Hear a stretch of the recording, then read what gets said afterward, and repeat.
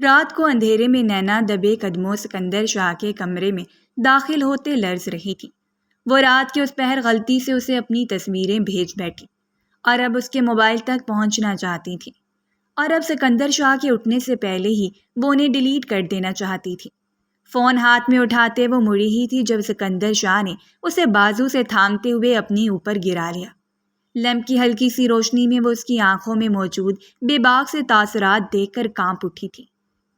مجھے پلیز جانے دیں، تو میں یہاں سے سزا دیے بغیر تو نہیں جانے دوں گا، آخر منقوہ ہو میری۔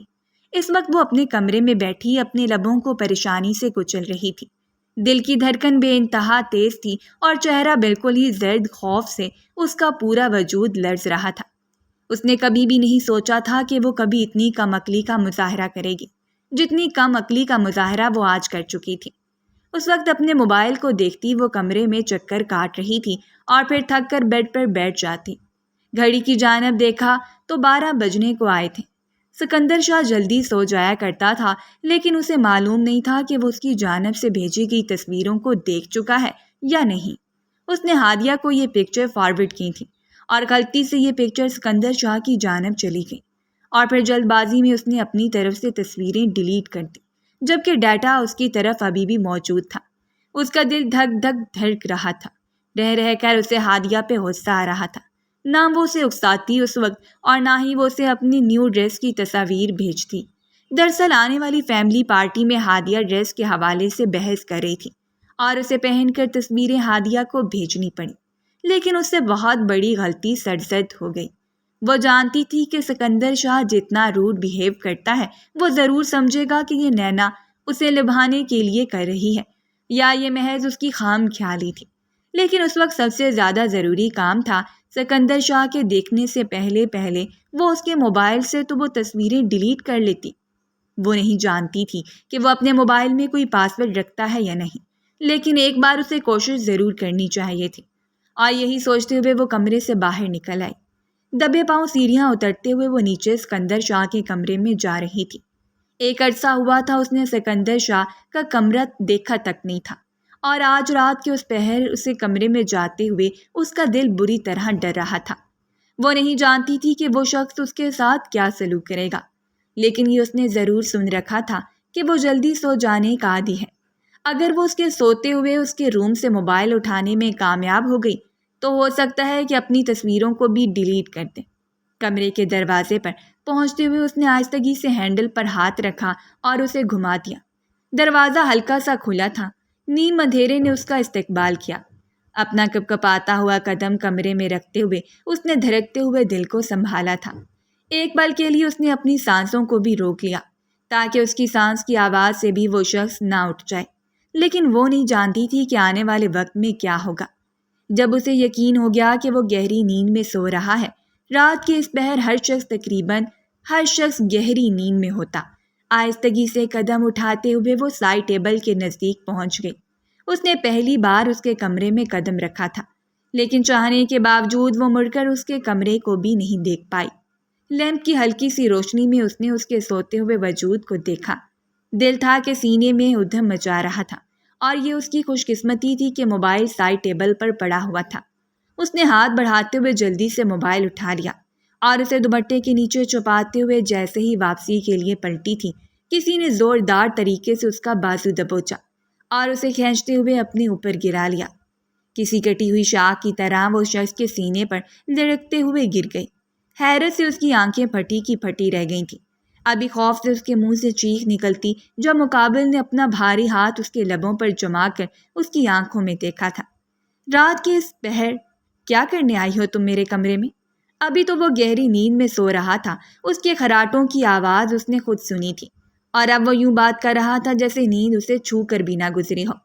کیا کوئی شخص اتنا بھی حاضر دماغ ہو سکتا ہے؟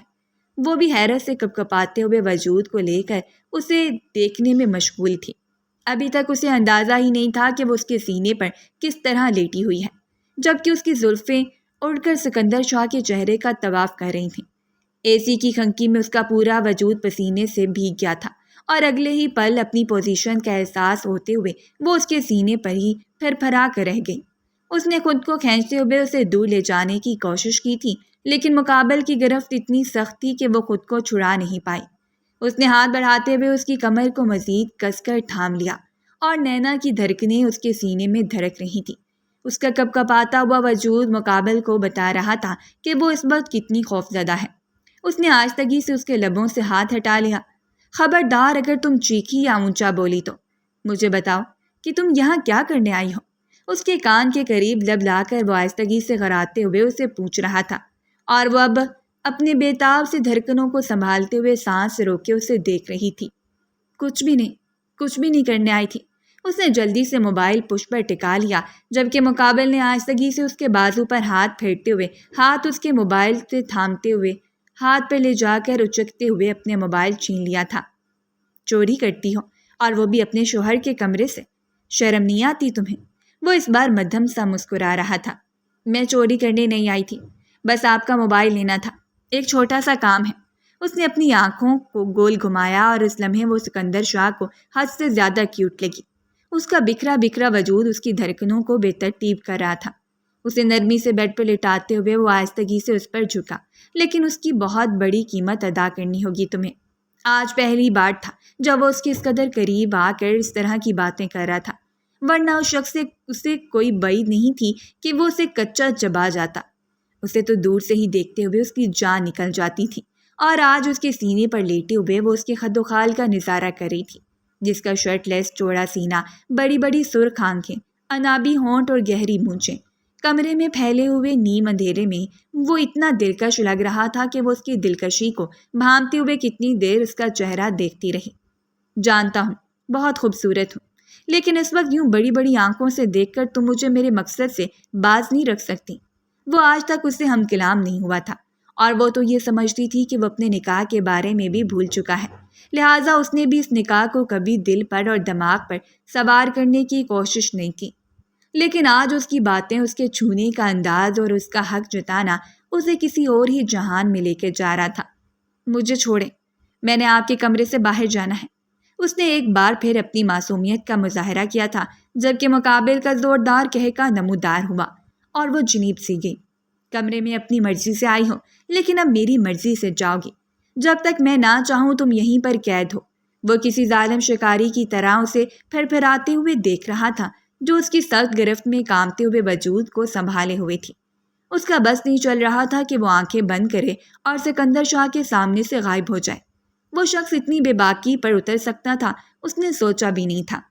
وہ تصویریں میں نے دیکھ لی ہیں، کوئی اتنا بھی دلکش لگ سکتا ہے، اور اپنے شوہر سے اس کے بعد فرار حاصل کرنا اچھی بیویوں کا کام نہیں ہوتا۔ وہ آج اس کا شوہر ثابت ہونے کے لیے نہ جانے کون کون سے جتن کر رہا تھا۔ میں نے آپ کو نہیں بھیجی تھی، وہ غلطی سے آپ کے موبائل، اس نے تفصیل دینا چاہی جب اس نے نرمی سے اس کے لبوں کو چھو لیا۔ لیکن یہ غلطی بہت خوبصورت تھی، اکثر ہی ایسی غلطیاں کرتی رہا کرو۔ اس کے لبوں کو چھوتے ہی وہ پیچھے ہٹا تھا، جبکہ حیا کے مارے وہ سمٹ کر اس کے سینے میں منہ چھپا گئی۔ اس کا چہرہ انار کی طرح سرخ ہوا تھا، جبکہ پلکوں کے جلمل اس کے رخساروں پہ دراز ہو گئی۔ میں نے سوچا بھی نہیں تھا کہ میری بیوی اتنی خوبصورت ہو سکتی ہے۔ وہ اس کے حسین چہرے کو دیکھ رہا تھا۔ آپ جانتے ہیں، اس نکاح کے بارے میں آپ کی رضامندی شامل تھی، اس نے نرمی سے اس کے قریب سے اٹھتے ہوئے پوچھا، اور مقابل نے ایک بار پھر تھامتے ہوئے اپنے قریب کر لیا تھا۔ تو اس وقت 12 سال کی تھی، اور میں تم سے بڑا ہوں۔ مجھے کیسے علم نہیں ہوگا؟ اچھی طرح جانتا ہوں، حق نہیں جتاتا یہ، اور بات ہے اور بھی ابھی سارے حق جتا کر میں آپ کو ثابت کر کے دوں گا کہ میں اس نکاح کے متعلق کتنا جانتا ہوں۔ اسے آنا ہی نہیں چاہیے تھا اس شخص کے کمرے میں جو اتنی بے باکی پر اتر آیا تھا۔ بابا جان کا خوف اس پر مکمل طور پر حاوی تھا۔ وہ جانتی تھی کہ اگر اس کا باپ اسے رخصتی سے پہلے سکندر شاہ کے کمرے میں دیکھ لے گا تو جان سے مار ڈالے گا۔ اسے تو یوں لگتا تھا کہ پہلے بھی اس کے باپ اور سکندر شاہ کے درمیان اتنی نہیں بن پاتی، اور اس وقت اگر انہیں معلوم ہو جاتا کہ وہ ان کی بیٹی سے اس طرح کی باتیں کر رہا ہے تو جانے کیا ہو جاتا۔ مجھے یہاں سے جانے دیں، ورنہ میں صبح سب کچھ بابا کو بتا دوں گی، اس نے اپنی جانب سے دھمکی دی تھی، اور مقابل نے مسکراتے ہوئے اسے احساس دلایا کہ وہ اس کی نرم دھمکیوں سے ڈرتا نہیں ہے۔ جسے مرضی ہو بتا دینا، لیکن اس وقت صرف میری سنو۔ میں جو کچھ کرنا چاہتا ہوں کرنے دو، تاکہ تمہیں بعد میں پچھتاوا نہ ہو۔ نہ جانے وہ ایسا کیوں کہہ رہا تھا، اسے سمجھ نہیں آئی، لیکن اس وقت اس کا دماغ مکمل طور پر سکندر شاہ کی جانب تھا۔ نرمی سے اسے چھوتے ہوئے وہ اس کی گردن پر لب رکھ گیا۔ اس کے بالوں کو اپنے چہرے پر گرا کر وہ آہستہ آہستہ اسے کسی اور ہی جہان میں لے جا رہا تھا، اور وہ خوف سے آنکھیں میچتے ہوئے سمٹے ہوئے پھر آ رہی تھی۔ اس کے قریب آنا، اس کا محبت سے چھونا اور اس کا حق جتانا سب کچھ بے حد خوبصورت تھا۔ اس نے سوچا بھی نہیں تھا کہ مقابل اسے ایک پل میں یوں زیر کر لے گا۔ وہ خود کو ایک بااعتماد لڑکی سمجھتی تھی، اور اس وقت اس کی ساری خود اعتمادی ہوا ہوتی گئی۔ نرمی سے اس کے لبوں پر جھکتے ہوئے وہ اسے ہر احساس سے بری کرتا گیا۔ وہ اسے ہر خوف سے آزاد کرتے ہوئے اسے چھوتا چلا گیا، اور وہ اس کی گرفت میں سمٹی چلی گئی۔ محبت یوں ہی پل بھر میں اثر انداز ہوتی ہے۔ جائز رشتوں کی تڑپ اتنی شدید ہوتی ہے کہ اگر ہم ان سے دور ہوتے ہیں تو ہمارا دل ان کی جانب ہمکتا ہے، لیکن جب ہم ان کی گرفت میں آ جاتے ہیں تو پھر آسان نہیں ہوتا ان سے دامن چھڑانا۔ اور اس لڑکی کے لیے بھی ایسا ہی ثابت ہوا تھا۔ سکندر شاہ اس کے لیے کیا تھا، اسے آج علم ہوا۔ وہ اس کی دھڑکنوں پر قابض ہوتے ہوئے اپنی ہر حد پار کر دی۔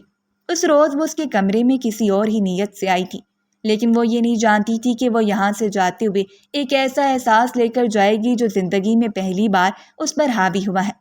سکندر شاہ سے محبت کا احساس، اس پر حق دلانے کا احساس، اور اس کے لیے ساری دنیا سے لڑ جانے کا احساس۔ وہ یہ نہیں جانتے تھے کہ اتنے خوبصورت ملن کے بعد جدائی کی ایک دبیز تہ ان کا انتظار کر رہی ہے۔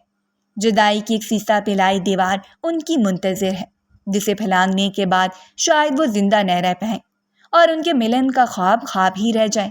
جدائی کا سیاہ ناگ انہیں ڈس لے۔ اگر اسے علم ہوتا تو وہ ساری رات اس شخص کی پناہوں میں گزار دیتی جس کے نام کی دھڑکن وہ اپنے دل میں سجائے جا رہی تھی۔ اسے محبت سے چھو لینے کے بعد وہ اس پر سے ہٹتے ہوئے اسے سامنے لے کر بیٹھ گیا۔ اس وقت وہ اس کا ہاتھ تھامے اسے نرمی سے دیکھ رہا تھا۔ اگر کبھی جدائی ہمارے راستے میں حائل ہو جائے تو یاد رکھنا، میں تم سے ملاقات کرنے کے لیے ہر حد کو پار کر دوں گا۔ یاد رکھنا، زندگی میں پہلی بار تمہیں سکندر شاہ نے چھوا ہے، اور آخری بار بھی تم میرے احساس کو اپنی دھڑکنوں میں سجائے رکھنا۔ میری محبت کی قسم کھاتے ہوئے اس بات کا اقرار کرنا کہ تم سکندر شاہ کے علاوہ کسی اور کی نہیں ہو سکتی۔ اور اس نے نرمی سے ہاتھ بڑھاتے ہوئے اس کے ہاتھوں پر ہاتھ رکھ دیا تھا۔ اس وقت اس کے آنسو اس کے رخساروں پر بہہ رہے تھے۔ وہ نہیں جانتی تھی اس نے ٹھیک کیا یا غلط، لیکن جو کچھ ہو چکا تھا وہ بدلہ نہیں جیا جا سکتا تھا۔ میں قسم کھاتی ہوں کہ مجھے چھونے والے پہلے مرد آپ ہیں اور آخری بھی آپ ہی ہوں گے۔ اگر کسی نے یہ حد پار کرنے کی کوشش کی تو یقین جانیں میں اسی وقت اس دنیا کو چھوڑ کر ہمیشہ کے لیے چلی جاؤں گی۔ وہ ساری دنیا جہان سے بیگانی ہو کر اس وقت اس شخص سے وعدے کر رہی تھی جس کے بارے میں ابھی تک شام تک اسے کوئی آئیڈیا نہیں تھا کہ وہ اس کے ساتھ زندگی گزارے گا یا نہیں۔ صرف ایک پل لگا اور اس کے دل کی ساری دنیا ہی بدل گئی۔ سکندر شاہ اس کے لیے لازم و ملزوم ہو گیا، اور عین اس وقت حویلی کے باہر ہونے والی فائرنگ نے ان دونوں کا دن ایک آخری بار اس کی آنکھوں میں دیکھا۔ یہی رکنا، مجھے لگتا ہے کہ تایا جان کے دشمنوں میں سے کسی نے اٹیک کر دیا ہے، مجھے اسی وقت جانا ہوگا۔ اور اس نے نرمی سے اس کا ہاتھ تھام لیا۔ آپ اندر ہی رکیں پلیز، باہر گارڈ ہے نا۔ وہ اسے روکنا چاہتی تھی۔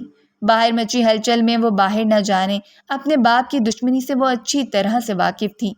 وہ نہیں چاہتی تھی کہ وہ کسی بھی چیز کا نشانہ بن جائے، لیکن اسے چھوڑتے ہوئے جلدی سے الماری کی طرف بڑھا اور ایک چھوٹی سی پسٹل نکال کر اس کی جانب پلٹا تھا۔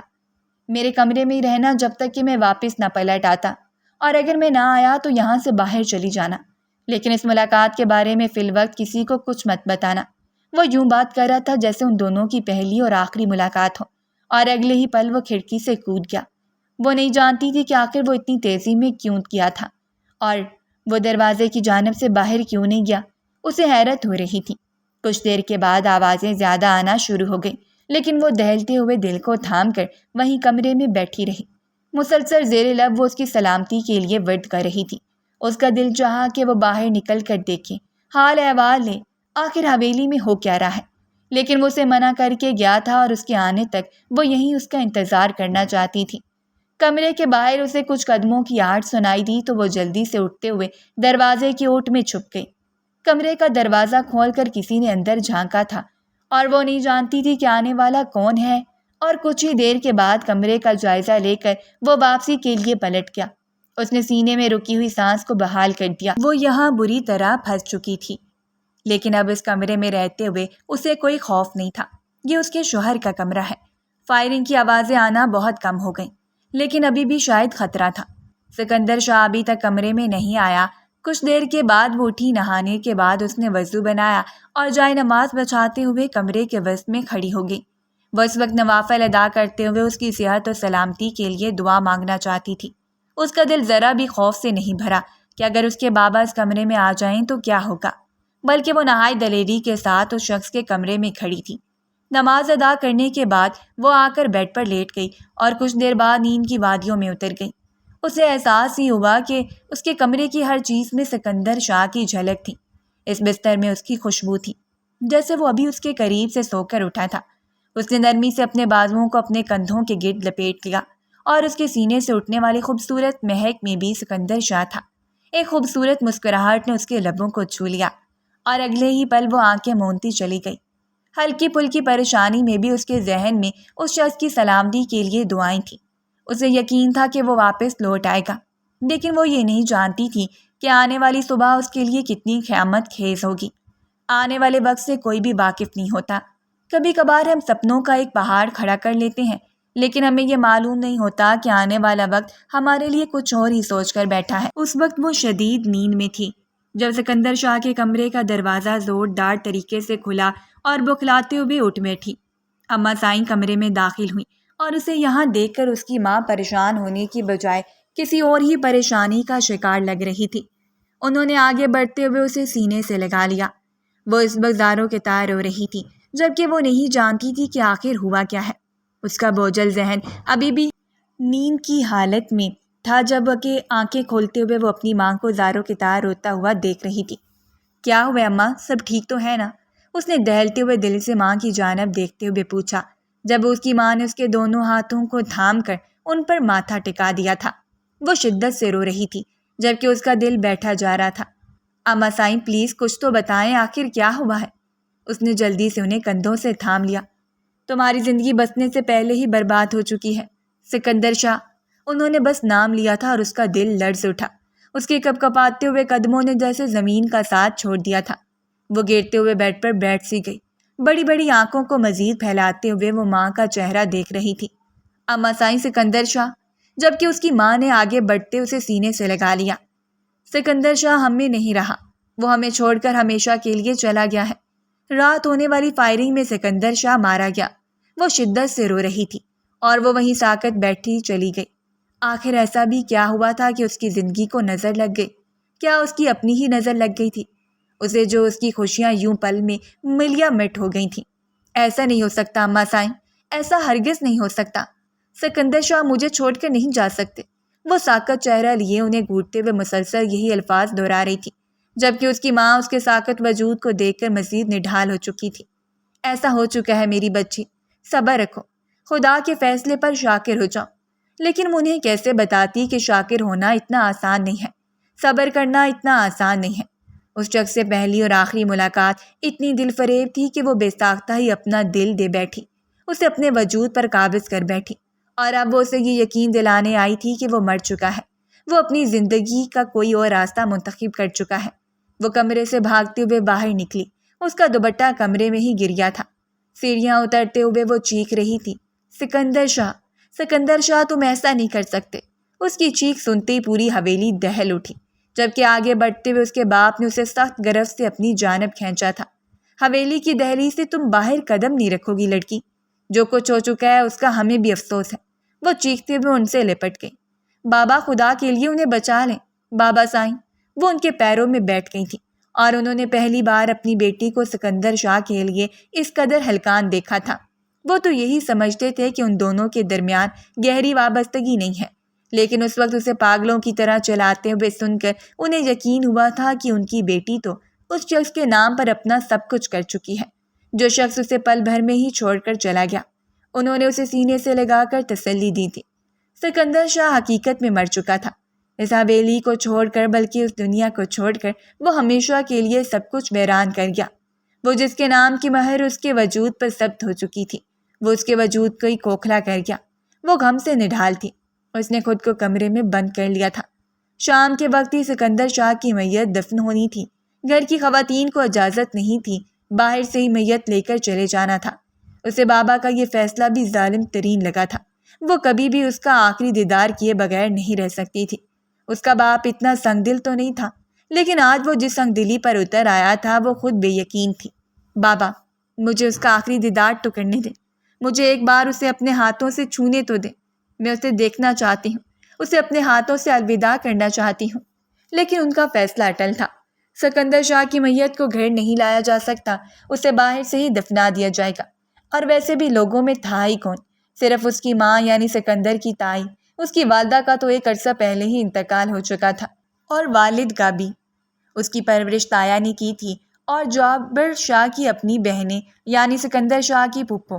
سکندر شاہ کو دیکھنے کی اجازت صرف اسے ہی نہیں، باقی خواتین کو بھی نہیں تھی۔ ساری خواتین دکھ سے نڈھال تھیں۔ اسی شام وہ روتے ہوئے احتشام کے کمرے میں چلی گئی اور جاتی وہ احتشام کے پیروں میں بیٹھ گئی تھی۔ احتشام اس کا پھپھو ذات تھا، وہ ان دونوں کے درمیان اچھی دوستی تھی۔ خدا کے لیے مجھے ایک آخری بار اسے دیکھنے تو دو، احتشام، خدا کے لیے کچھ کرو۔ اور احتشام اس کے نڈھال وجود کو سمیٹتے ہوئے اسے بیڈ پر بٹھا چکا تھا۔ دیکھو، یہ ماموں جان کا حکم ہے، میں ان کے حکم کے خلاف تو نہیں جا سکتا، میں تمہاری تکلیف کو سمجھ سکتا ہوں۔ اور اس نے آگے بڑھ کر اس کے سینے پر مکہ دے مارا تھا۔ تم میری تکلیف کو نہیں سمجھ سکتے احتشام، میں جس درد سے گزر رہی ہوں اس درد کا کوئی مداوا نہیں۔ مجھے ایک آخری بار اسے دیکھنا ہے۔ ٹھیک ہے، میں تمہیں پچھلے دروازے سے لے جاؤں گا، لیکن تم یہ بات کسی کو بھی نہیں بتاؤ گی۔ چادر اوڑھ کر تم پچھلے دروازے سے آنا اور میں اس وقت تمہیں اندر لے جاؤں گا جب سکندر شاہ کی میت غسل کفن کے بعد اندر رکھی گئی ہو، کیونکہ کچھ دیر کے بعد اسے اٹھا کر تابوت میں مردوں کے درمیان لے کر آنا ہے جہاں نماز جنازہ ہوگی، لیکن اس سے پہلے میں تمہیں اس کا آخری دیدار کروا دوں گا۔ احتشام نے حامی بھر لی تھی، اور یہی اس کے لیے آب حیات تھا۔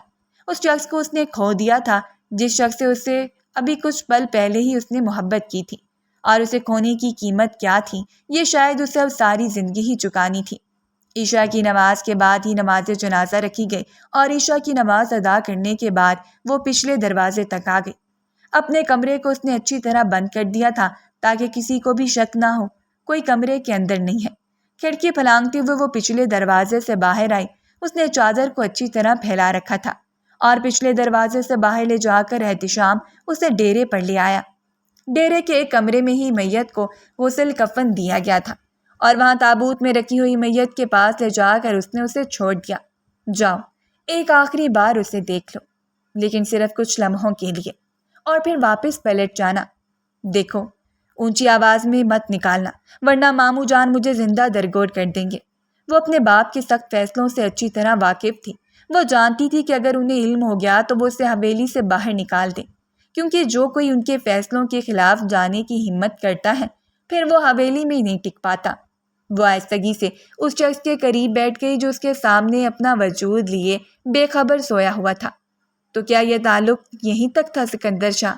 اس نے بھیگے ہوئے لہجے میں پوچھا، اور کپ کپاتا ہوا سر اس کے سینے پر ٹکا دیا۔ وہ شدت سے روئی تھی، اتنی شدت سے کہ اسے لگنے لگا جیسے اس کا دل پھٹ جائے گا۔ تم سے تعلق بہت مختصر لیکن دیر پا ہے۔ میں نے تم سے وعدہ کیا تھا کہ تمہارے بغیر زندگی کا تصور بھی نہیں ہوگا، اور دیکھنا میں یہ وعدہ ساری زندگی نبھاؤں گی۔ تم مجھے نڈھال کر کے چلے گئے ہو سکندر شاہ۔ اور اگلے ہی پل اس نے آہستگی سے کفن اس کے منہ سے ہٹا دیا۔ وہ چلتے ہوئے 2 قدم دور ہو گئی تھی۔ سامنے پٹیوں میں جکڑا ہوا وجود سکندر شاہ نہیں، کوئی اور تھا۔ اسے یوں لگنے لگا جیسے مقابل کا چہرہ سکندر شاہ سے نہیں ملتا۔ وہ خود حیرت زدہ تھی۔ کپ کپاتے ہوئے ہاتھوں سے ہی وہ اس کے چہرے کو چھوتے ہوئے دیکھ رہی تھی، جس کا پورا چہرہ پٹیوں کی جکڑ میں چھپا ہوا تھا۔ یہ کون ہے؟ اس نے کپاتے ہوئے لہجے میں خود سے پوچھا، اور اگلے ہی پل احتشام نے سختی سے اسے بازو سے پکڑ کر باہر نکال دیا۔ وہ اسے چھپتے ہوئے پچھلی جانب سے باہر لے آیا تھا، اور وہ ابھی بھی حیرت زدہ تھی۔ یہ اندر کس کی میت رکھی ہے؟ یہ سکندر شاہ نہیں ہو سکتا، اس نے ایک بار احتشام کے کان میں گھراتے ہوئے کہا تھا، جبکہ احتشام نے سختی سے اس کے منہ پر ہاتھ رکھ دیا۔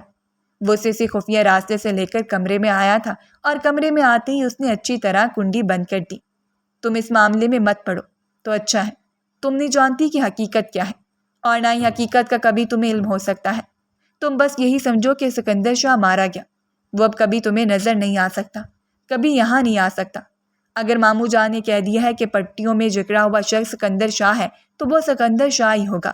ہو سکتا ہے کہ اس کا چہرہ دیکھنے کے قابل نہ ہو، کچھ بھی ہو سکتا ہے، لیکن تم وعدہ کرو کہ اگر تمہیں اپنی زندگی کی ضرورت ہے تو تم کسی سے بھی اس چیز کا ذکر نہیں کرو گی، کہ میں تمہیں وہاں لے کر گیا تھا اور تم نے کچھ دیکھا۔ اس نے احتشام سے وعدہ تو کر لیا تھا، لیکن نہ جانے کیوں اس کے دل میں عجیب سے وسوسے اور خدشے سر اٹھانے لگے۔ وہ شخص آخر سکندر شاہ کی طرح کیوں نہیں لگ رہا تھا؟ اور اگر وہ سکندر شاہ تھا تو اس کا چہرہ کچل کیوں دیا گیا؟ اسے حیرت تھی، حیرت در حیرت۔ وہ سوچ بھی نہیں سکتی تھی کہ زندگی اسے اتنی مشکلات میں گھیر دے گی۔ اس نے اپنی ماں سے کہا تھا کہ وہ سکندر شاہ کی عدت کو نبھائے گی، اور اس کی ماں نے اسے سختی سے ڈانٹ دیا۔ تمہارا سکندر شاہ سے صرف نکاح ہوا تھا، تم دونوں کے درمیان کوئی ایسا تعلق نہیں تھا کہ تمہیں رخصتی ہی کرنا پڑے۔ اس سے پہلے کہ وہ کچھ کہتی، جب اس کے کانوں میں سکندر شاہ کے الفاظ گونجنے لگے، ہمارے درمیان تعلق کسی کو بھی نہیں بتاؤ گی، فی الوقت جب تک میں نہ کہوں۔ شاید اب اسے ساری زندگی نہ اجازت ہو اور وہ ساری زندگی نہ کہہ پائے۔ یہ میری ضد ہے، میں سکندر شاہ کے نام کی عدت گزاروں گی۔ آخر میں اس کی بیوہ ہوں، میرا حق بنتا ہے کہ میں اس شخص کے سوگ میں اپنی زندگی گزار دوں۔ پھر 4 ماہ تو کچھ بھی نہیں۔ اس نے ضد باندھ لی تھی اور اس کی ماں بے بس ہو کر اٹھ گئی۔ وہ جانتی تھی کہ اس کا باپ کبھی بھی اس چیز کی اجازت نہیں دے گا۔ سکندر شاہ سے اس کا نکاح اس وقت ہوا جب اسے اندازہ بھی نہیں تھا کہ سکندر شاہ اس کے لیے کیا ثابت ہوگا۔ اس وقت وہ صرف اور صرف 12 سال کی تھی۔ اسے معلوم نہیں تھا کہ اتنی کم عمری میں آخر اس کا نکاح اتنے بڑے شخص سے کیوں کیا جا رہا ہے، جو شخص عمر میں اس سے اچھا خاصا بڑا ہے۔ اس کے چچا اور چچی کا انتقال ایک روڈ ایکسیڈنٹ میں ہوا تھا، اور اس کے بعد جابر شاہ نے اسے اپنے بیٹے کی طرح پالا۔ انہوں نے نہ صرف اسے بیٹے کی طرح پالا تھا، بلکہ اسے اپنا بیٹا بنا کر بھی رکھا۔ صرف 12 سال کی عمر میں اپنی اکلوتی اولاد کو اس کے حوالے کر دیا۔ ان دونوں کا نکاح ہو چکا تھا۔ نینا کا بڑا بھائی آفاق، جو تعلیم حاصل کرنے کے لیے جابر شاہ نے بیرون ملک بھیجا، لیکن وہ بیرون ملک میں ہی شادی کر کے آباد ہو گیا، اور انہوں نے نہ صرف اسے جائیداد سے آگ کر دیا، بلکہ اسے اپنا بیٹا ماننے سے بھی انکار کر دیا تھا۔ اس کے ساتھ ہر تعلق ختم کرتے ہوئے انہوں نے سب کچھ نینا کے نام لگا دیا، اور اب نینا کا نکاح سکندر شاہ سے کروانے کے بعد انہوں نے سکندر شاہ کو اپنا سہارا بنا لیا۔ سکندر بالکل ٹھیک تھا، ایک فرما بردار اور سلجھا ہوا بچہ۔ اس نے جابر شاہ کے حکم کے مطابق تعلیم حاصل کی، لیکن نہ جانے کیوں بالغ ہونے کے بعد وہ اکثر جابر شاہ کے فیصلوں کے خلاف نظر آتا۔ ظاہری طور پر دونوں کے درمیان اتنی نہیں بن پائی تھی، لیکن اسے حیرت اس بات پر ہوتی تھی کہ بیرونی طور پر ہر معاملہ وہ دونوں مل کر ہی سلجھایا۔ وہ نہیں جانتی تھی کہ سکندر شاہ اس نکاح کے متعلق کیا سوچتا ہے۔ وہ صرف اسے فیملی کی طرف سے دیا گیا ایک بوجھ سمجھتا ہے، یا حقیقت میں اس کا کوئی وجود ہے۔ لیکن نکاح ہونے کے بعد سکندر شاہ مکمل طور پر اس سے غافل ہوتا چلا گیا۔ بالغ ہونے کے بعد وہ دونوں ایک گھر میں رہتے تھے، لیکن سکندر کا اس کے ساتھ کوئی تعلق نہیں تھا۔ وہ نہ ہی اس کے کاموں میں مداخلت کیا کرتا اور نہ اس کے قریب آ کر کبھی اپنا حق جتاتا۔ وہ نہیں جانتی تھی کہ سکندر کو اس کی موجودگی سے کوئی فرق پڑتا ہے یا نہیں، لیکن اسے سکندر شاہ کی موجودگی سے کوئی فرق نہیں پڑتا تھا۔ اتنے عرصے میں صرف 2-3 بار ہی وہ دونوں آپس میں ہم کلام ہوئے تھے، اور یہ بھی کتنا مختصر کہ اسے اچھی طرح یاد بھی نہیں تھا۔ ایک بار جب وہ یونی سے گھر واپس آ رہی تھی، اس وقت سکندر شاہ اسے اپنی گاڑی میں گھر ڈراپ کرنے آیا، تو راستے میں ہلکی پھلکی بات چیت کرتے ہوئے وہ اس سے پوچھ رہا تھا کہ وہ کہاں تک تعلیم حاصل کرنا چاہتی ہے، اور وہ بس اسے بتاتی چلی گئی۔ چند ایک سوالات جو سکندر شاہ نے پوچھے تھے، لیکن وہ دھڑکنوں پر چھا جانے والا شخص اتنی شاندار پرسنالٹی رکھتا تھا کہ وہ نہ بولتے ہوئے بھی اچھا خاصا اس کے اعصاب کو جھنجھوڑے رکھتا۔ وہ ہمیشہ ہی اس سے دوری بنائے رکھتی، اور وجہ تھی جس سے وہ حد سے زیادہ خوفزدہ رہا کرتی تھی۔ اس روز بھی گھر آنے کے بعد اس نے ماں کو منع کر دیا کہ آج کے بعد سکندر شاہ نے یونی سے لے جانے کے لیے نہ آئے، کیونکہ اس شخص کے سامنے اسے ذرا بھی بات نہیں آتی، اور وہ اسے عجیب نظروں سے دیکھتا رہتا ہے، جیسے وہ بالکل ہی کوئی بدھو لڑکی ہے۔ اور اس کی ماں مسکراتے ہوئے اسے دیکھتی رہ گئی۔ تب کیا ہوگا جب تمہیں سکندر کے ساتھ زندگی گزارنا پڑے گی؟ اور پہلی بار اسے احساس ہوا تھا کہ اس کے گھر والوں کے لیے رشتہ کچھ نہ کچھ اہمیت رکھتا ہے۔ آپ کو کیا لگتا ہے کہ وہ شخص میرے ساتھ زندگی گزارے گا؟ اس نے بس سرسری سا ماں سے پوچھ لیا، اور اس کی ماں نے خاموشی اختیار کر لی۔ ان کی خاموشی بھی اس قدر مخفی تھی کہ نہ جانے کتنے راز اور کتنی پرتیں اس کے اندر چھپی ہوئی ہوں۔ اسے حیرت ہوئی تھی کہ اس کی ماں نے نہ ہی اقرار کیا اور نہ ہی انکار کیا تھا، بلکہ خاموشی سے اس کے گال تھپتھپاتے ہوئے کمرے سے اٹھ کر چلی گئی۔ اور اس روز امید کا آخری سہارا بھی ٹوٹ گیا۔ جو ہلکی سی امید اس نے گھر والوں سے لگائی تھی وہ بھی ختم ہو گئی۔ ایسا نہیں تھا کہ سکندر شاہ کے ساتھ اس کی کوئی دلی وابستگی تھی، لیکن نکاح کا بندھن تو تھا ہی، اور وہ یہی چاہتی تھی کہ اس کی زندگی کا کوئی نہ کوئی فیصلہ ہو جائے، وہ اس شخص کی وجہ سے درمیان میں اٹکی نہ رہے۔ اس کی ہم عمر لڑکیاں پیار محبت کے مشکلوں میں بڑھ چڑھ کر حصہ لے رہی تھیں، لیکن وہ خاموش تھی۔ وہ شخص نہ ہی کسی کے ساتھ برداشت کر سکتا تھا اور نہ ہی خود اس کی ہمراہی میں چلتا۔ اپنی پھپھوزاد بہنیں اور باقی کزنوں کے ساتھ سکندر شاہ نے جتنی بار بھی کوئی پلان بنایا وہ ہمیشہ ہی اسے ریموو کر دیتا، اور وہ بھی اپنی نظر انداز کرنے پر حیرت زدہ نظروں سے اس شخص کو دیکھتی رہ جاتی۔ کیا وہ اس کی زندگی میں اتنی بھی اہمیت نہیں رکھتی؟ اور ایک بار وہ بھڑکتے ہوئے پوچھ بھی بیٹھی تھی، اگر آپ سوچتے ہیں کہ آپ کسی رشتے کی بنا پر مجھے اگنور کر رہے ہیں تو آپ کی بہت بڑی غلط فہمی ہے۔ مجھے اس رشتے سے کوئی فرق نہیں پڑتا، لیکن کزن ہونے کی حیثیت سے میں بھی آپ کی اہمیت کی طلبگار ہوتی ہوں۔ نہ جانے کیوں اس نے شکوہ کیا تھا اور مقابل اسے طنزیہ نظروں سے دیکھتا رہا۔ یعنی تم مجھ سے میری توجہ کی بھیک مانگ رہی ہو؟ تو مجھے احساس دلا رہی ہو کہ کزن کے طور پر مجھے تمہارے قریب رہنا چاہیے، جبکہ کسی بھی اور رشتے کو خاطر میں نہیں لانا چاہیے۔ نہ جانے وہ اس کے بارے میں کیا سمجھ رہا تھا۔ وہ بس آہستگی سے واپسی کے لیے پلٹ گئی، جب سکندر شاہ نے آگے بڑھتے ہوئے اس کا ہاتھ تھام لیا۔ میرے لیے سب ایک جیسی اہمیت رکھتے ہیں، چاہے وہ پھر میرے کتنے ہی قریبی رشتے کیوں نہ ہوں۔ میں سب کو ایک ہی نظر سے دیکھتا ہوں، اور جب ہم کسی رشتے میں منسلک ہو جائیں گے تب دیکھا جائے گا کہ میں تمہارے بارے میں کیا سوچتا ہوں۔ ابھی سے کسی بھی طرح کی غلط فہمی پالنے کی ضرورت نہیں ہے۔ وہ خاموشی سے ہاتھ چھڑوا کر کمرے میں چلی گئی۔ ایک پل کے لیے اس کی آنکھیں بھیگنے لگی تھیں۔ اس شخص نے اسے کسی دوراہے پر لٹکا دیا تھا، نہ ہی اس کی زندگی کا کوئی فیصلہ کرتا تھا اور نہ ہی اسے چھوڑتا تھا۔ اب تو وہ یہ سوچنے لگی تھی کہ اگر سکندر شاہ کی زنجیر اس کے قدموں سے نکل جائے تو وہ اپنی زندگی اپنی مرضی سے گزار لے گی۔ وہ ہٹ درم اور ضدی طبیعت کا شخص جس کے غصے کی وجہ سے وہ کچھ بھی نہیں کر پاتی، سب کچھ کر لے گی جو وہ کرنا چاہتی ہے۔ آخر وہ اپنے باپ کی لاڈلی بیٹی ہے۔ جابر شاہ نے اسے بہت لاڈ اور پیار سے پالا تھا۔ وہ لڑکیوں کے حوالے سے جتنی پابندیاں رکھتے تھے، اپنی بیٹی کے لیے انہوں نے ہر پابندی کو ختم کر دیا، چاہے پھر اس کے لیے انہیں جتنی بھی ٹرولنگ کا سامنا کرنا پڑا۔ لیکن وہ ثابت قدم رہے تھے کہ لڑکیوں کو اپنی زندگی جینا چاہیے، اور صرف اس کی موجودگی میں خاندان کی باقی لڑکیوں کو بھی کافی سہولت مل چکی تھی۔ وہ لڑکیاں جو صرف جابر شاہ کی وجہ سے پہلے کچھ بھی نہیں کر پاتی تھیں، اب آسانی سے کر لیتی تھیں۔ ان کے پاس جواز تھا کہ جابر شاہ کی بیٹی خود سب کچھ کرتی پھر رہی ہے، سو ہمیں بھی ان سے نہیں ڈرنا چاہیے۔ اور اس کی پیدائش کے بعد جابر شاہ جتنے نرم دل ہوئے تھے، آج تک وہ اس کے معاملے میں اتنے ہی نرم تھے۔ اسے سکندر شاہ کے ہاتھ میں سونپ کر پھر جانے کیوں وہ فراموش کر گئے۔ اس بارے میں وہ باپ سے کچھ بھی نہیں پوچھ پاتی، لیکن کبھی کبھی یہ سوال شدت سے اس کے دل پر مچلتا اور پھر خود ہی بکھر جاتا۔ سب کچھ مقدر کے حوالے کرتے ہوئے وہ ایک بار اپنے مقدر کے فیصلوں کو دیکھتی رہی، اور اب جا کر اس شخص نے اسے اپنایا تھا، اسے اپنے ہر حق سے نواز دیا، دل کا سارا معاملہ کھول کر اس کے سامنے رکھ کر اسے بیوی کے طور پر اپنا لیا تھا۔ تب ایک پل میں ہی وہ شخص اسے چھن گیا۔ تقدیر کے فیصلے اتنے دل توڑنے والے ہوا کرتے ہیں، اسے آج تک یقین نہیں آتا تھا۔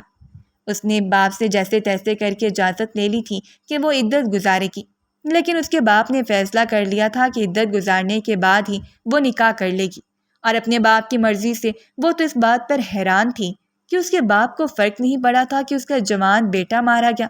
اسے اب اپنے باپ سے بھی نفرت ہونے لگی تھی۔ آخر وہ اتنا خود غرضی پر کیسے اتر سکتے تھے کہ ایک شخص ان کی وجہ سے جان سے ہاتھ دھو بیٹھا، اور شخص بھی کوئی غیر نہیں بلکہ ان کا اپنا بھتیجا، ان کا سکا خون، جس نے اس وقت ان کا سہارا بن کر ان کا ساتھ دیا جب ان کی اپنی سکی اولاد انہیں صرف آسائشوں کی خاطر چھوڑ کر چلی گئی، اور آج اس شخص کا غم منانے کے بجائے وہ اس کی جگہ کسی اور کو لانا چاہتے تھے۔ کیا یہ خود غرضی نہیں؟ میں آج کے بعد سکندر شاہ کے کمرے میں رہوں گی، اس کی ساری چیزیں میرے زیر استعمال ہوں گی، اس نے ڈٹ کر کہا تھا۔ آخر تم ہر بات میں ضد کیوں لگا رہی ہو نینا؟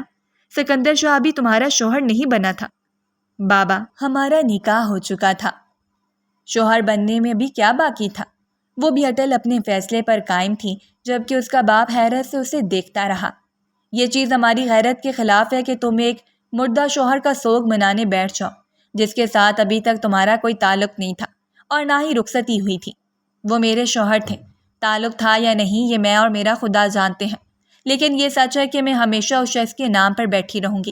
جبکہ اس کے باپ نے کہہ دیا تھا کہ ختیجہ بیگم اسے سمجھائیں، یہ پاگل ہو چکی ہے، اسے بتائیں کہ عدت کے 4 ماہ بھی صرف اور صرف اس کی ضد کی وجہ سے، ورنہ میں کل ہی اس کا نکاح کسی اور کے ساتھ کروا کر اسے یہاں سے رخصت کر دوں۔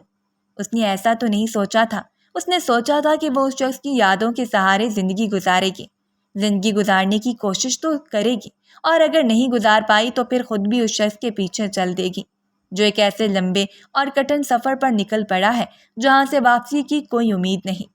سکندر کے کمرے میں منتقل ہونے کے بعد اس نے سب سے بائیکاٹ کر لیا۔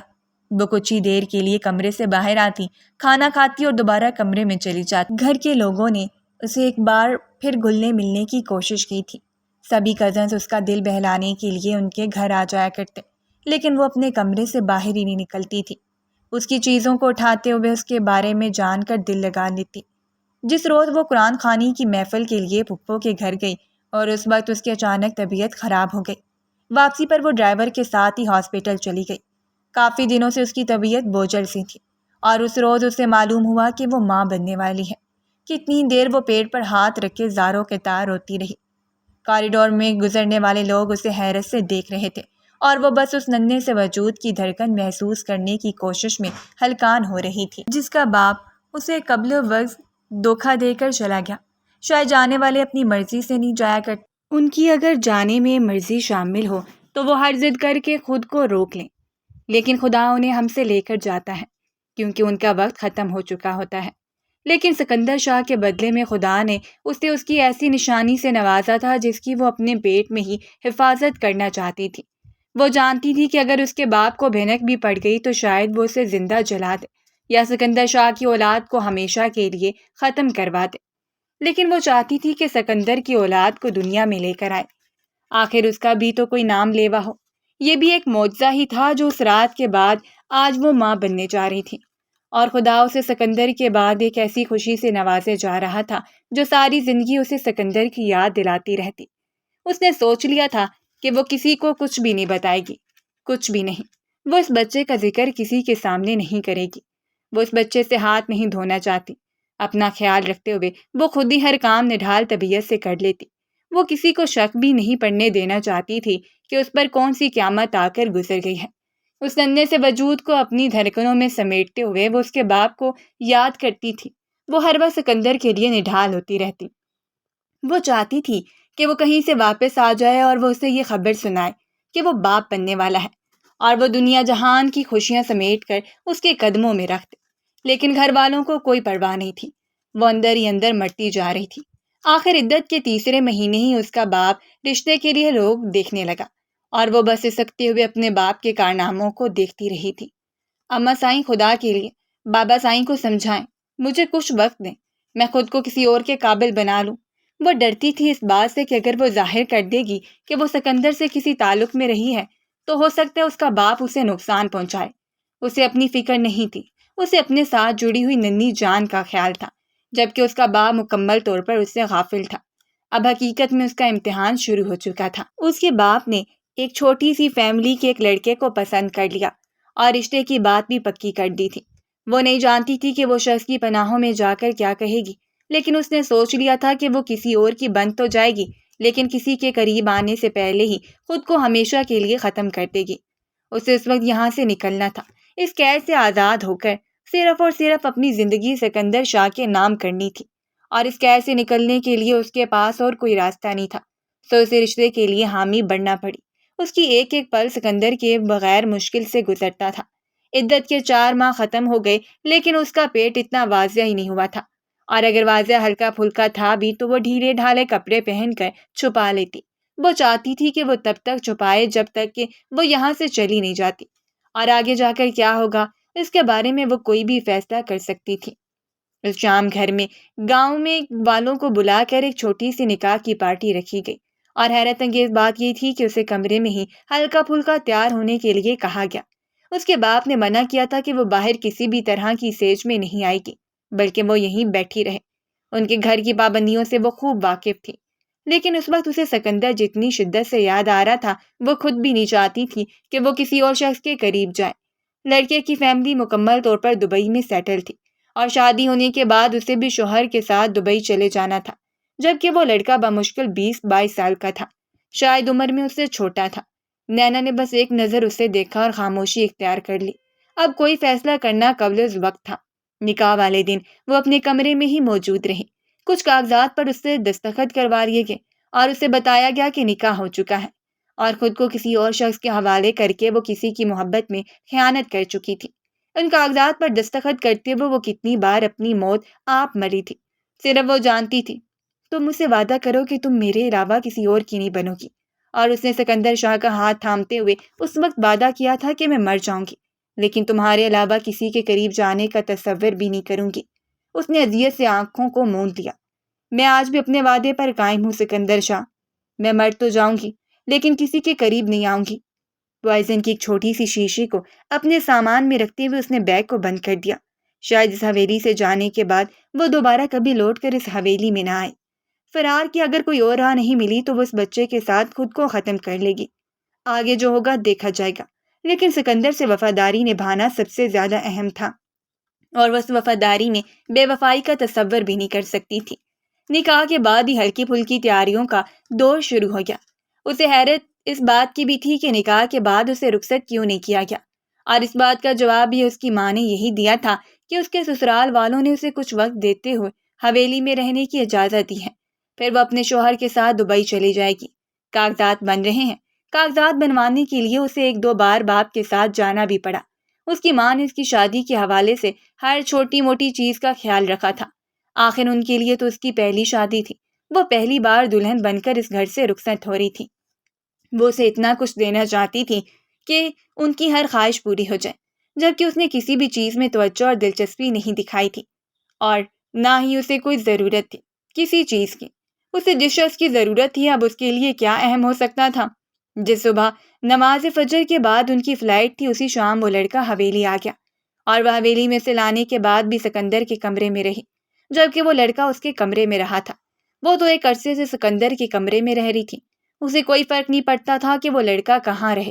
اس لڑکے نے بھی خود سے اس کے ساتھ اس رشتے کے بارے میں کوئی احساس دلایا تھا۔ شاید وہ وہاں جا کر ہی رشتے کا آغاز کرنے کا ارادہ رکھتا ہو، لیکن اس نے سوچ لیا تھا کہ اگر اسے فرار کی کوئی راہ نظر نہیں آئی تو وہ خود کو ختم کر لے گی، اس دنیا سے چلی جائے گی اور ہمیشہ کے لیے اپنا نام و نشان مٹا دے گی۔ اس نے سوچ لیا تھا کہ وہ یہاں سے جاتے ہی اس لڑکے کو سب کچھ سچ سچ بتا دے گی، اور پھر اس کے بعد اسے طلاق لے کر اپنی راہ پر چل نکلے گی۔ یہ اس کے لیے اچھی بات تھی کہ وہ نہ صرف اس حویلی بلکہ اس ملک سے بھی دور جا رہی تھی، اپنے باپ سے بہت دور، ان تمام رشتوں سے بہت دور جو اس کے لیے پابندیوں کی دیوار تھے، جو اس کے ذہن سے سکندر شاہ کا نام مٹانا چاہتے تھے۔ صبح ان لوگوں کو مکمل تیاریوں کے ساتھ ایئرپورٹ تک چھوڑ دیا گیا۔ وہ لڑکا مکمل طور پر اس کا خیال رکھ رہا تھا، اس کے سامان کے ساتھ ساتھ اس کی بھی مکمل حفاظت کر رہا تھا، لیکن وہ اس کی جانب ذرا بھی متوجہ نہیں تھی، اور نہ ہی اسے کوئی خوش فہمی میں رکھنا چاہتی تھی۔ اس کے ساتھ جانا بھی اس کے لیے مجبوری کے علاوہ کچھ نہیں تھا۔ اس وطن چھوڑنے سے پہلے وہ ایک بار سکندر شاہ کی قبر پر جانا چاہتی تھی، لیکن اس کے باپ نے اجازت ہی نہیں دی، اور اس نے خاموشی اختیار کر لی۔ صرف چند ایک حکم ہی تو تھے، وہ مان لینے کے بعد پھر ان کو ساری عمر پچھتاووں میں چھوڑنا چاہتی تھی۔ اس نے آخری بار ماں کے گلے لگ کر بے تحاشا آنسو بہائے، اتنے کہ وہ چاہتی تھی کہ اس کا دل ہلکا ہو جائے۔ ان کی نرم آغوش سے آخری بار میسر ہو رہی تھی۔ اس کے بعد شاید اسے ماں ملتی یا نہ ملتی۔ اپنے باپ کے سینے پر سر رکھ کر اس نے سوچا تھا کہ وہ ایک بوڑھے شخص کے سینے میں ہزاروں پچھتاوے اور ارمان چھوڑ کر مرنے جا رہے ہیں۔ مجھے معاف کر دیجیے گا بابا، اگر مجھ سے کوئی غلطی ہوئی تو۔ اور اس کے باپ نے نرمی سے اس کے ماتھے پر لب رکھ دیے۔ میرا بچہ بہت بہادر ہے، سب کچھ بھول کر ایک نئی زندگی کا آغاز کرے گا، اور اس آغاز کے ساتھ ہی اپنے بابا کو اطلاع کرے گا کہ اس نے اپنی زندگی کی شروعات کر لی۔ وعدہ کرو بابا سے۔ اور اس نے نرمی سے اپنا ہاتھ ان کے ہاتھ پر رکھ دیا۔ وہ نہیں جانتی تھی کہ وہ وعدوں میں کتنی سچی ہے۔ ابھی تو اس سے پہلے وعدے پورے کرنے تھے، اور ایک نئے وعدے کا بوجھ بھی اس نے اپنے کندھوں پر سوار کر لیا تھا۔ واپسی کا سفر بھی بے حد خاموشی سے گزرا۔ وہ لڑکا کبھی کبھار ہلکی پھلکی بات چیت کر لیا کرتا، اور زیادہ تر خاموشی ہی رہتی۔ جہاز میں ہی اس نے ہلکا کچھ کھا لیا تھا، اور پھر وہ آنکھیں موندے جان بوجھ کر سوئی بنی رہی۔ وہ نہیں چاہتی تھی کہ وہ اس کے ساتھ ہم کلام ہو۔ ابو ظہبی کی فضا نے اسے خوش آمدید کہا تھا۔ سرسراتی ہوئی ٹھنڈ نے خوبصورتی سے اس کا استقبال کیا، اور اس نے اپنے بازوؤں کو سینے پر باندھ کر دھڑکتے ہوئے دل کو سنبھال کر اپنی آنکھوں کے بھیگے گوشوں کو چھپا دیا تھا۔ ٹیکسی میں بیٹھتے ہوئے وہ دونوں واپس گھر جا رہے تھے اور وہ نہیں جانتی تھی کہ ان کا گھر کیسا ہوگا، اس کے گھر والے کیسے ہوں گے، لیکن اسے یہ جان کر شدید حیرت ہوئی کہ وہ اسے ایک فلیٹ کے سامنے لا کر ٹیکسی سے اتار چکا تھا۔ اپنا سامان مجھے پکڑا اور اندر چلے، کیا ہم اس چھوٹے سے فلیٹ میں رہیں گے؟ اس نے بھنویں اچکاتے ہوئے پوچھا تھا، اور یہ پہلی بار کوئی سوال تھا جو اس نے خود سے دہرایا تھا۔ جی فی الحال ہم یہیں رہیں گے، آپ اپنا سامان رکھیں اور تھوڑا ریسٹ کریں، میں ایک چھوٹا سا کام نپٹا کر آتا ہوں۔ سامان رکھتے ہوئے دروازہ بند کر کے چلا گیا تھا، جبکہ وہ کافی دیر ٹہلتے ہوئے اپنی آنے والی زندگی کے متعلق سوچتی رہی اور کچھ ہی دیر کے بعد تھکاوٹ کی وجہ سے بیڈ پر لیٹ گئی۔ اس نے ہلکا پھلکا کھا لیا تھا، چائے کی طلب تھی، لیکن وہ ابھی اس وقت صرف اور صرف سونا چاہتی تھی۔ نہ جانے کتنی دیر تک وہ سوئی رہی، اسے کوئی اندازہ نہیں تھا۔ جب نیم اندھیرے کمرے میں اسے اپنے وجود پر کسی کی گرفت اور گردن پر بھاری سانسوں کی آہٹ کا علم ہوا، اس نے پٹ سے آنکھوں کو کھول دیا۔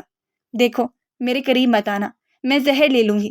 دیکھو، میں کسی کے بچے کی ماں بننے والی ہوں، میرا سب کچھ میرے پہلے شوہر کا ہے، میرے پیٹ میں ان کا بچہ ہے، میں کبھی بھی تمہارے ساتھ وفادار نہیں ہو سکتی، اور اگر تم نے مجھے زبردستی چھونے کی کوشش کی تو میں زہر لے لوں گی، میرے پاس زہر ہے۔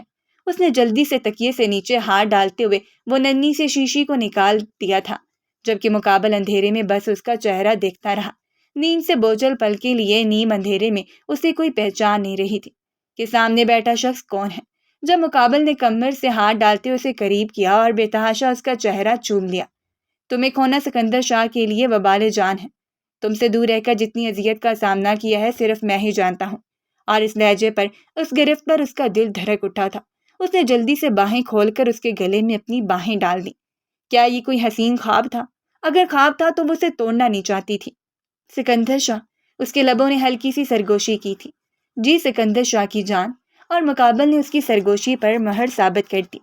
میں تمہارے پاس ہوں، میں ہی ہوں، اور کوئی ہو بھی نہیں سکتا۔ اور اس روز جو حقیقت اس کے سامنے آئی وہ خود بھی شکرانے کے سجدے میں گر پڑی تھی۔ سکندر شاہ ایک سیکرٹ ایجنٹ تھا، اور اس بات کا علم صرف جابر شاہ کو تھا۔ اس رات ہنگامی صورتحال کو دیکھتے ہوئے انہوں نے یہ پلان بنایا اور وہ اسی رات ہی ملک سے باہر چلا گیا۔ اس نے جابر شاہ کو بتا دیا تھا کہ وہ ان کی بیٹی کے ساتھ تعلقات قائم کر چکا ہے، اور وہ تھوڑا سا برہم ہونے کے بعد خاموشی اختیار کر گئے تھے۔ آخر وہ اس کا شوہر تھا اور اس پر حق رکھتا تھا۔ اس نے یہ سارا پلان بنایا تھا، اور اس لڑکے کو استعمال کر کے چند کاغذات پر دستخط کروا کر لوگوں کے درمیان یہی شو کیا کہ اس لڑکی کا حقیقت میں وہ سکندر شاہ کی منکوحہ آج میں تھی، بلکہ اس کی بیوی، اور آج بھی اس لڑکے کا سہارا لے کر وہ اسے یہاں پہنچا چکا تھا، جبکہ لوگوں کی نظر میں سکندر شاہ مارا گیا تھا۔ وہ اسے بے تحاشا چومتے ہوئے اس کی موجودگی کا احساس اپنے دل میں پیدا کر رہی تھی۔ وعدہ کریں کہ آپ مجھے کبھی بھی چھوڑ کر نہیں جائیں گے، ایک پل کے لیے بھی مجھ سے اور میرے بچے سے دور نہیں جائیں گے۔ سکندر شاہ تو یہ سن کر ہی نڈھال تھا کہ وہ اس کی اولاد کو اپنی کوکھ میں پال رہی ہے۔ میں تم سے وعدہ تو نہیں کرتا، کیونکہ میں زندگی کے سامنے بے بس ہوں، لیکن جب تک زندگی نے موقع دیا ہر پل تمہارے ساتھ رہوں گا۔ اس نے نرمی سے اس کے ہاتھوں کی پشت پر لب ٹکا دی۔ اسے اب پتہ چلا تھا کہ اس کا باپ اتنا بڑا سیاست دان کیوں ہے۔ اگر صبح ہی باپ سے بات کرتے ہوئے وہ رو پڑی تھی، جبکہ انہوں نے نم آنکھوں سے مسکراتے ہوئے اپنی بیٹی کا روتا ہوا لہجہ سنا تھا۔ اب اپنا بہت سارا خیال رکھنا، اپنے ساتھ ایک ننھی سی جان کا، اور اس شخص کا بھی جس کے پیچھے تم اتنی ہلکان ہوئی ہو۔ اور وہ افسردگی سے ہنستی، اس کا باپ بھی اس کے لیے نعمت ہی تھا۔ محبت بچھڑ کر اگر دوبارہ مل جائے، وہ بھی اس وقت جب اس کے ملنے کی کوئی امید نہ ہو، کسی معجزے سے کم نہیں ہوتی۔